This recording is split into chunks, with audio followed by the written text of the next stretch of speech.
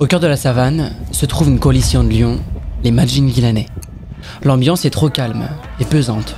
En fait, ils se rapprochent dangereusement d'une autre coalition de lions, les Mapogo. Évidemment, on connaît la suite, tout ça pour une bonne raison, un groupe de femelles. Sauf que ces femelles ne sont pas n'importe quelles femelles, ce sont les lionnes de Tsalala. Elles sont connues pour être le seul et unique groupe de lionnes indomptables, solitaires et ultra puissantes de toute la zone de Sabi Sand. Pour faire simple, ils ne s'apprêtent pas à se battre pour des lionnes classiques, ils s'apprêtent à se battre pour un vrai groupe de lionnes extraordinaires. Sur ma chaîne YouTube, j'ai un format de vidéo phare que vous attendez à chaque fois avec impatience. Et ce format, c'est les histoires de lions. Dans la vidéo sur la coalition des Majinguilanais, je vous ai raconté leur lutte bestiale pour le territoire et notamment leur affrontement fatal avec la coalition des Mapogo. Pour ceux qui souhaitent la voir ou même revoir la vidéo, n'hésitez pas à cliquer juste ici. Ça va vous permettre de, au niveau scénaristique, comprendre un peu plus cette vidéo. Dans la nature, la concurrence entre les individus pour assouvir les besoins primaires peut parfois être violente. Et elle ne concerne pas uniquement la nourriture, puisque les mâles sont aussi en concurrence mutuelle pour la reproduction. Ces deux coalitions de mâles, Mapogo et Majinguilanais, aussi vénères l'une que l'autre, se sont donc affrontées pour des femelles, et pas des moindres, celles de la tribu de Tsalala. Cette communauté de félins est probablement l'une des plus particulières de toutes celles dont on a fait des vidéos à ce jour. Même son leader possède des caractéristiques différentes des autres leaders que nous connaissons maintenant. Dans cette vidéo, je vous propose d'intégrer une coalition menée par un leader sans crainte et sans crinière, puisqu'il s'agit non pas d'un lion, mais d'une lionne. Une chef de meute connue pour sa résilience et sa bravoure, prête à s'engager dans des combats et des chasses si féroces qu'elle en a perdu son appendice caudal. En gros, sa queue. Initiant une lignée de braves lionnes prêtes, elles aussi, à subir les blessures pour défendre leur vie. En fait, c'est une sorte de girl power des lionnes. Avant d'embarquer à bord de notre avion en direction de l'Afrique du Sud, je dois tout de même mentionner l'excellent travail documenté par Adam Benister, un guide du parc national de Kruger et administrateur du blog de la réserve de Londolozi. C'est grâce à son travail que je peux vous retracer l'histoire de cette meute, pas comme les autres. Évidemment, vous aurez tous les liens disponibles en description et je remercie aussi le travail de Fleur Noire qui m'aide beaucoup, qui m'a écrit ce script, donc c'est en partie grâce à elle qu'on peut réaliser cette vidéo. Vous êtes nombreux à me l'avoir demandé en commentaire, voici l'histoire de la lionne qui a terrorisé l'Afrique du Sud. On est dans le parc de Kruger, une très grande réserve animalière de l'Afrique du Sud, en 1998. Deux jeunes lionnes, arrivées à l'âge de maturité, viennent de s'accoupler avec des mâles. Il n'est pas rare que les premières gestations échouent chez les lionnes. Originaires de la troupe de Castellón, les deux femelles portent déjà ce qui sera la lignée d'une coalition pas comme les autres. Ce sont en réalité les sœurs des Mapogo, une coalition de mâles que je vous ai déjà présentée en vidéo. Elles passent de plus en plus de temps loin de leur groupe jusqu'à s'établir sur les bords de la rivière Sand, au nord-ouest de la réserve. Elles y mettent au monde 7 lionceaux, mais ce n'est pas encore ici qu'elles élissent leur territoire. Elles s'éloignent toujours plus de leur territoire d'origine et les deux femelles pénètrent sans le savoir sur le territoire de nombreux ennemis. Des ennemis bien trop nombreux pour deux lionnes adultes avec leurs petits. Elles s'apprêtent à devoir assumer à elles seules la chasse, la protection du groupe contre les liènes, mais aussi les mâles rivaux. Parce que les mâles détestent les lionceaux de groupes de femelles qui ne leur appartiennent pas. Et ça vous le savez parce que vous regardez très souvent mes vidéos, pas vrai ? Dans leur quête de reproduction, afin de s'approprier les femelles, ils n'hésitent pas à supprimer férocement les petits d'autres géniteurs.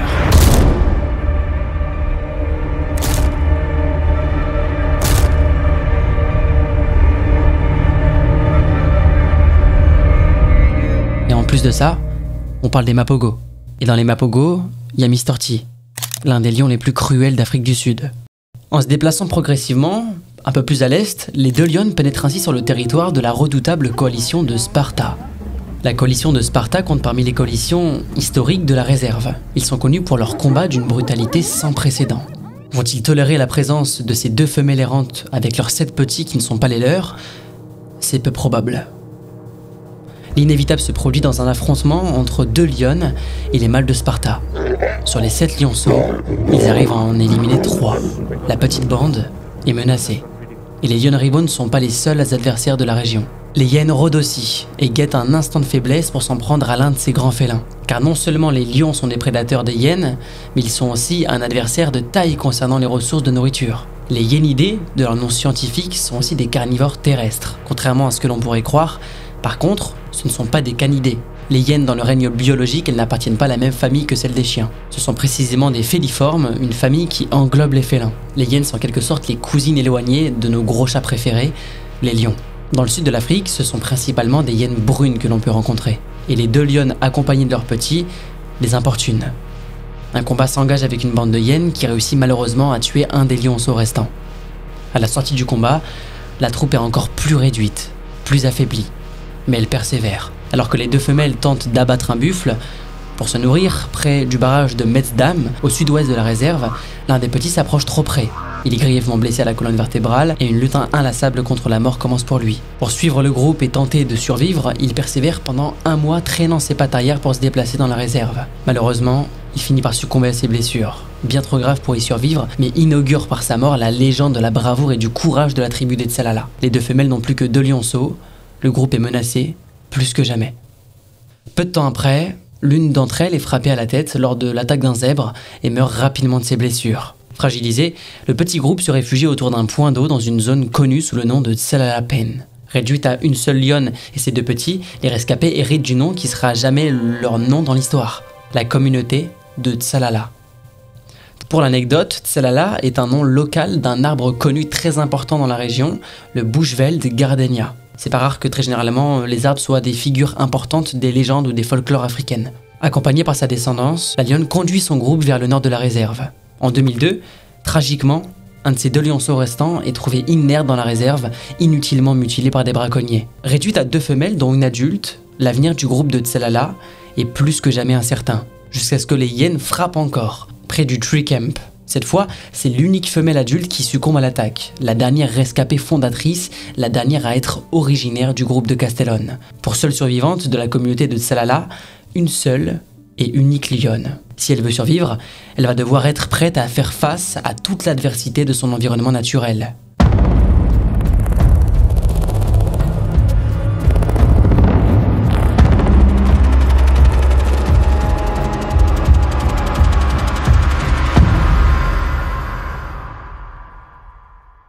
Plus tard, elle sera surnommée Taïlès, et vous verrez pourquoi si vous restez avec moi. Mais pour le moment, sa survie est plus qu'incertaine. La femelle, seule rescapée de la troupe naissante de Tsalala, n'a d'autre choix que de s'allier aux rivaux si elle veut faire perdurer le règne de la vie. Maintenant mature, Taïlès accepte de s'accoupler avec des mâles étrangers. Dans la nature, la survie tourne autour de 3 besoins: la sécurité, la nourriture et la reproduction. En 2002, après avoir croisé le chemin des mâles de Martley, Taïlès donne à son tour naissance à 2 lionceaux. Ce sont 2 petites femelles qui vont jouer un rôle essentiel dans la prospérité future de la coalition. Inséparables dès leur naissance, elles sont rapidement connues sous le nom des 2 sœurs de Tsalala. En 2005, les 2 sœurs de Tsalala ont maintenant 3 ans, Taïled et Taïlès. Le nombre d'adultes disponibles pour la chasse est porté à 3 individus, ce qui profite à la prospérité du groupe. Et la présence proche des mâles de Martley n'y est pas pour rien non plus. Taïlès donne à nouveau naissance à 4 autres petits lionceaux. La troupe est alors composée de 7 individus et compte 3 générations. Alors qu'un jour les femelles viennent d'abattre un zèbre, le groupe est observé en train de manger. Ce petit monde se satisfait du repas sans savoir que leur pire ennemi les observe. Il les guette. La nuit qui va suivre détermine à jamais la légende de la lignée des lionnes de Tsalala.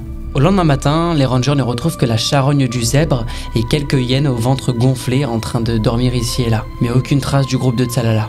Ils pistent donc les traces des félins, essayent de les retrouver et les retrouvent justement au bord de la rivière de Send. Et ils constatent avec effroi que l'un des petits manque à l'appel. Pire, la mère Taïlès est gravement blessée. Elle semble souffrir, gisant dans une mare de son propre sang, gravement mutilée à l'arrière-train, à peine vivante. Une hyène a visiblement réussi à s'en prendre à elle et l'a violemment mordu, un morceau de la queue à sa base. Voici la mère avant sa blessure, et en 2004, la mère après sa blessure. Même si elle est encore vivante, une infection pourrait se développer et lui être mortelle. Est-ce qu'elle va succomber à ses blessures? C'est une question qu'on se pose. Réduite à 3 adultes et 3 petits lionceaux, est-ce que la tribu va-t-elle devoir aussi perdre sa lionne fondatrice? 4 jours après cette terrible observation, la femelle semble cependant se remettre progressivement de ses blessures. Ses pattes ne sont pas atteintes et elle est en mesure de pouvoir se déplacer, mais elle présente toujours une sérieuse blessure.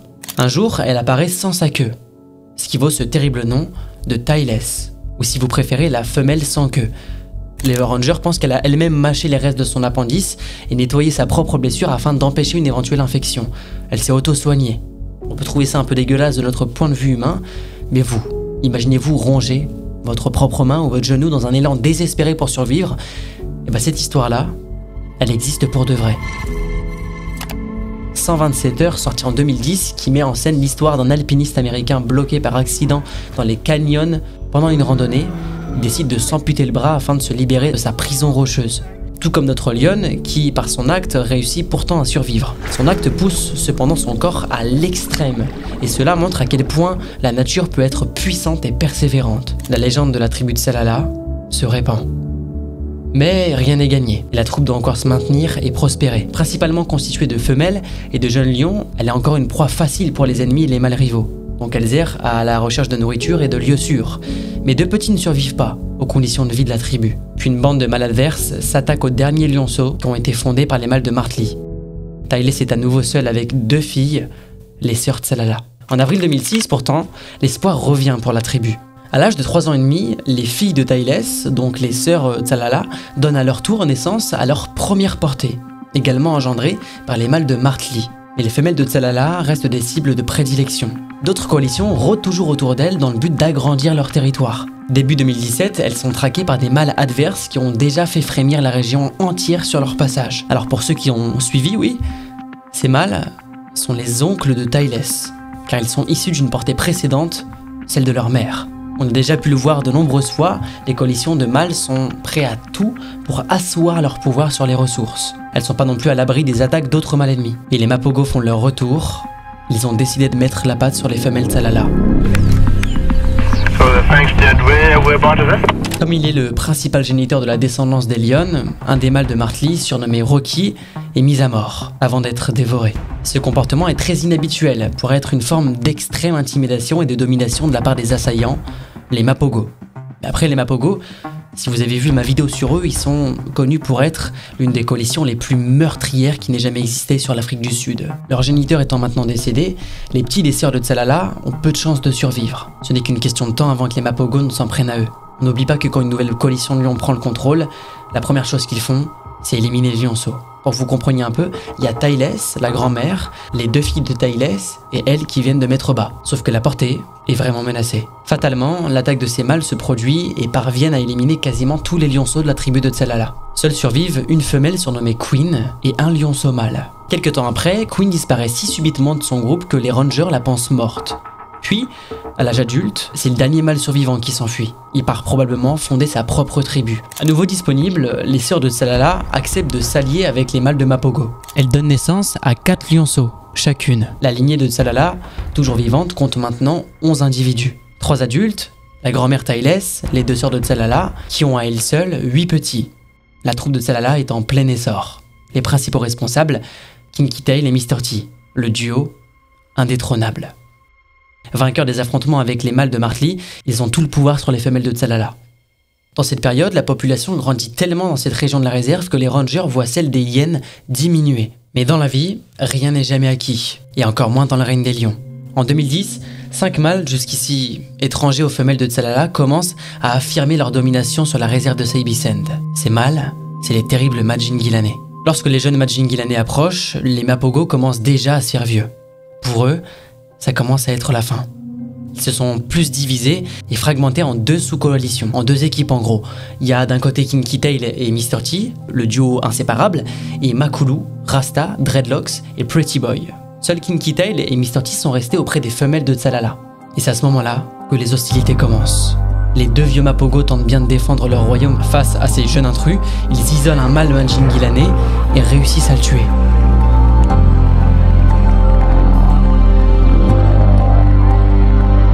Mais la nuit suivante, les Majingilanais ripostent. Le vieux Kinky Tail est le premier à en faire les frais. Massacré, achevé par la bande rivale. Satan s'enfuit, courant toute la nuit dans la réserve et cherche son ancien groupe pour les prévenir qu'une véritable menace est arrivée. Reconnu par ses frères qu'il n'a pas vu depuis presque 2 ans, il réussit à réintégrer la coalition et se montre uni face au danger qui met leur lignée en péril. Les Mapogo, gagnés par l'âge, moins nombreux, affaiblis, capitulent face aux jeunes Majingilanais et fuient vers les régions occidentales de la réserve. Les Majingilanais triomphants revendiquent le trône de la réserve et plus personne ne se dresse sur le chemin de leur couronnement. Le territoire comprend les ressources de nourriture, mais aussi les femelles. Et les femelles en question, c'est les Tsalala. Elles ne sont pas encore tout à fait disposées à coopérer.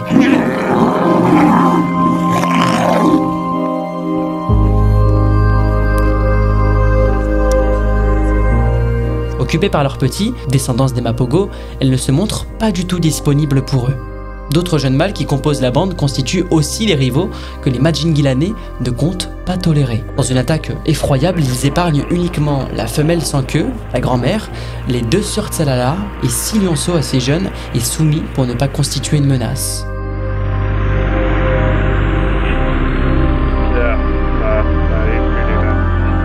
Les femelles Tsalala n'ont plus d'autre choix. Pour leur survie et celle du reste de la bande, elles reconnaissent les vainqueurs. En acceptant de s'accoupler avec, les reines donnent une descendance aux Majingilanais et reconnaissent la force de leur gène pour la survie. Quant à Taïlès, la grand-mère, elle refuse de reconnaître la victoire des Majingilanais. La matriarche s'éloigne progressivement de ses 2 filles et finit par prendre son indépendance vis-à-vis de la troupe de Tsalala. Pour elle, c'est mort, elle veut pas coopérer. Une période d'errance à travers les régions commence pour elle et les seuls lionceaux épargnés par les Majingilanais. Cette petite bande, renommée temporairement la tribu de la rupture, doit se faire plus que discrète. Composée d'une vieille lionne et de lionceaux, sa priorité est d'éviter les mâles rivaux afin d'optimiser les chances de survivre. Les rangers observent des signes de leur présence ici et là, mais la troupe est insaisissable. Malheureusement, sur les 6 lionceaux, 2 mâles sont rapidement tués par des adversaires, laissant la femelle sans queue et ses 4 petites femelles rescapées. Les 2 sœurs de Tsalala, pendant ce temps, honorent leur rôle de femelles reproductrices avec les Majingilanais. L'une d'entre elles donne le jour à une portée de 4 lionceaux en 2011. Puis c'est sa sœur qui engendre 4 autres lionceaux. Les 2 sœurs avec les Majingilanais sont à leur apogée. Les 2 lionnes, avec leurs 8 petits, prospèrent protégés par le règne des Majingilanais. Un jour, après un an d'absence, et sans que personne ne sache pourquoi, Taïlès fait son retour. La lionne, très âgée maintenant, présente de nombreuses blessures. Comme si pendant ce temps, elle avait vécu des horreurs. Les rangers pensent qu'elle a dû subir des tensions et des attaques de bandes adverses durant son errance loin de sa troupe. Mais elle est toujours accompagnée des 4 femelles qui ne sont plus des lionceaux mais des jeunes adultes. Et elles, on peut les observer régulièrement dans la réserve. Est-ce qu'une réconciliation avec les sœurs de Tsalala va-t-elle ressouder la tribu? Le chemin des sœurs et de leur mère se croise en octobre 2011. Elles échangent des caresses affectueuses et montrent qu'elles se reconnaissent. L'une des filles du groupe de Taïlès, le groupe des rescapés, n'accepte pas du tout les 2 sœurs. Et plus d'1 mois après, dû à cette altercation, Taïlès décide d'abandonner le groupe des rescapés et de rester auprès de ses 2 premières filles, Taïlès II et Taïled. La tribu est de nouveau réunie. La matriarche Taïlès finit par accepter de se reproduire avec les Majingilanais. Mais tant qu'il y a de la vie, la lutte pour la survie n'est jamais terminée.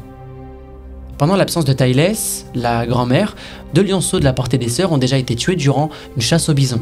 Un soir de novembre 2011, c'est un zèbre que les sœurs Tsalala viennent d'abattre alors que la matriarche Taïlès est absente, occupée avec les mâles. Le lendemain matin, les sœurs sont introuvables. En suivant les traces pendant un certain temps, les guides retrouvent finalement une des sœurs Tsalala et ses petits sur les bords de la rivière Send. Malheureusement, l'un des lionceaux manque à l'appel et la lionne est brutalement blessée. Sa queue a été mordue et arrachée dans la nuit. Personne ne sait réellement ce qui s'est passé. Par élimination, les rangers en déduisent qu'elle a été blessée dans une altercation avec des hyènes. Non? Attendez, on rêve pas? Est-ce que c'est un bug de montage? Elle vient de vivre exactement le même incident que sa mère des années plus tôt. Même le guide Adam Bannister le souligne tellement c'est incroyable. C'est très ironique qu'un incident similaire se soit produit il y a 6 ans, impliquant sa propre mère et un clan de hyènes, une carcasse de zèbre et une portée de lionceaux. Isolée du reste de sa tribu, blessée, elle n'est plus en mesure de pouvoir nourrir ses petits, qui maigrissent à vue d'œil. Les petits se débattent pour survivre, mais dépérissent si on ne trouve aucun signe de celui qui a disparu la nuit de l'attaque. Les guides espèrent que le reste de la tribu va lui venir en aide. On a déjà vu dans une vidéo précédente que la présence de leurs congénères, les câlins et les toilettes entre individus permet aux lions d'optimiser leur bien-être. Effectivement, Taïlès la grand-mère réussit à rejoindre sa fille, déterminée à lui venir en aide. Adam Bannister s'émerveille devant la tournure que prennent les événements. Grâce à la force de Taïlès, la matriarche, ils arrivent à éliminer une énorme bête qui peut leur permettre de se nourrir et se remettre en forme. En plus d'être une énorme source de réapprovisionnement, cette proie, c'est la plus grosse que les lions de Tsalala ont réussi à chasser, et ça, de toute l'histoire de la coalition. Puis, 10 jours après avoir perdu la trace du petit lion mâle, qu'on croyait mort, il est observé en train de boire dans le sud de la réserve. Âgé de 5 mois, il a réussi à survivre seul. Mais le petit décide de ne pas rejoindre la tribu et de rester solitaire. Puis, c'est un autre lionceau, âgé d'environ 10 mois, qui s'égare. En parcourant les alentours, à la recherche du reste de sa tribu, il croise le chemin de son autre frère disparu 10 jours plus tôt. Ensemble, ils continuent les recherches. Le lendemain, les guides du parc ont le bonheur de découvrir un matin la tribu Tsalala réunis. Et après les coups de patte des proies pendant la chasse, après les hyènes et les mâles rivaux, les lions de Tsalala n'ont pas encore combattu leur dernier ennemi. Au cours du mois de janvier 2012, des pluies torrentielles s'abattent sur la rivière Sand et déversent plus de la moitié des précipitations annuelles, soit 31 cm en 48 heures seulement. La rivière, jusqu'alors tranquille, entre dans une éruption aquatique, déborde de son lit sur les berges et sème le chaos sur son passage. Elle atteint son niveau le plus élevé depuis 100 ans, sans que rien ne puisse arrêter sa puissance. La veille des inondations, les deux sœurs Tsalala sont aperçues en train d'abattre un gnou au sud de la rivière. Mais après la crue, elles sont introuvables. Les seules traces indiquent qu'au moment de la crue, elles se dirigeaient vers la berge sans pouvoir la traverser. Malheureusement, la crue a submergé tous les points de passage possibles, pour les hommes comme pour les autres animaux. Le lendemain, on observe à nouveau leurs traces qui se dirigent vers la rivière. Il est évident qu'elles essaient de traverser le torrent déchaîné. Ce qu'elles réussissent finalement à faire est rejoignent la berge de leur territoire et ainsi que le groupe resté au nord de la rivière. Malgré de la joie de les voir survivre aux inondations, l'absence des deux autres jeunes lions mâles inquiète les guides. Les lionnes, toute la nuit, rougissent pour tenter de les appeler à elles, mais c'est en vain. Ils auront survécu aux hyènes maraudeuses, aux léopards furtifs et aux assauts déchaînés des mâles adultes, mais pas à la crue historique de la rivière de Sand, probablement emportée par les pluies torrentielles.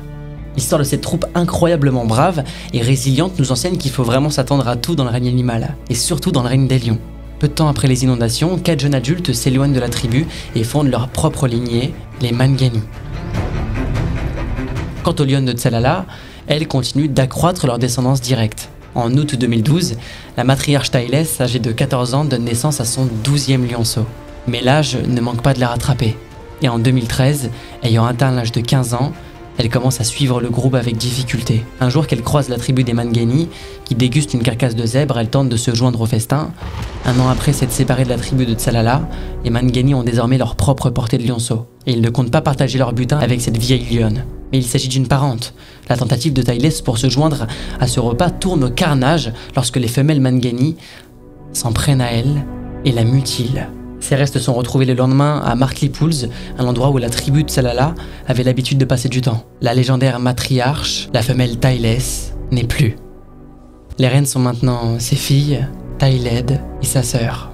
Taïled abandonne sa descendance à son triste sort face aux menaces pour rejoindre sa sœur, Taïlès. Début 2018, à l'âge de 15 ans, l'état de santé de Taïled est détérioré, mais elle se déplace lentement. La troupe se nourrit d'un éléphant qu'elle trouve mort sur son chemin. Mais lorsqu'elle s'éloigne après le repas, seule Taïled reste sur place. Elle ne survit pas la nuit. Son dernier lieu de repos est à 2 pas de l'endroit où elle est née. Taïlès montre aussi des signes de vieillissement. Elle se retrouve alors confrontée à la tribu des lionnes de Ntsevu, qui sont elles-mêmes les descendantes de Mangani. Et si vous avez bien suivi, ces lionnes, c'est leur propre petite fille. Cette altercation lui laisse un nombre conséquent de blessures auxquelles elle finira par succomber. La légende des lionnes de la tribu de Tsalala se forge aussi jusqu'à la mort de ses fondatrices. Elle meurt à quelques mètres de l'endroit où sa mère, Taïlès originale, est morte, sous un gardénia de Buchveld, auquel la communauté de Tsalala doit son nom. Ça fait beaucoup de coïncidences là. Cette histoire est complètement extraordinaire. Moi, elle me rend fou cette histoire. En 2021, la dernière femelle ayant combattu aux côtés des fondatrices de la tribu de Tsalala s'éteint à son tour. Au total, ce n'est pas moins de 23 ans de règne que l'on attribue à cette incroyable lignée des lionnes courageuses. La dernière descendante des lionnes de Tsalala a fêté ses 3 ans en 2022. Et tous les guides et les observateurs de la réserve sont suspendus à cette question. Quelle alliance va-t-elle mettre en place pour faire perdurer cette lignée royale ?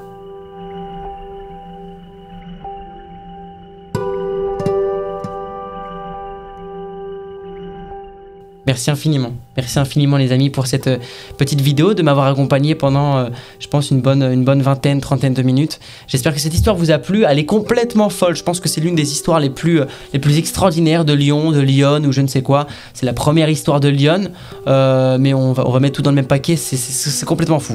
J'ai raconté pourtant l'histoire des Mapogo, de Scarface, des Magingilane, de Notch aussi, et ça reste, je pense, de loin l'une des histoires les plus déjà complexes mais extraordinaires, vraiment folles, avec plein de retournements de situation et de petits clins d'œil par rapport au passé, près de 10 ans après, tout ce qui se repasse, enfin c'est vraiment fou. Je ne saurais pas vous expliquer, il n'y a pas d'explication certaine, c'est la vie est faite comme ça, c'est les liens l'ADN. C'est ça qui est fou, c'est ça qui est extraordinaire avec ces histoires de lions, et c'est pour ça que je vais me permettre, maintenant que la vidéo est finie, de vous demander de vous abonner à cette chaîne. On vise vraiment les 100 000 abonnés, j'espère pouvoir les atteindre cette année, ce serait trop cool. N'hésitez pas à mettre un petit like, un petit commentaire pour me dire ce que vous avez pensé de l'histoire et de la vidéo et de ce que je pourrais améliorer avec le temps. Je sais que pour l'instant au niveau illustration, je pourrais peut-être un peu faire mieux, même au niveau des prononciations de mots, etc. Je vais essayer de m'améliorer avec le temps. Prenez soin de vous, j'espère que cette vidéo vous a plu, et puis n'hésitez pas à me dire d'autres coalitions ou d'autres petits lions, etc. que vous aimeriez que je raconte leur histoire dans l'espace commentaire. N'oubliez pas que le monde vous aime, et on se retrouve dimanche prochain pour une prochaine vidéo. Bisous chiens.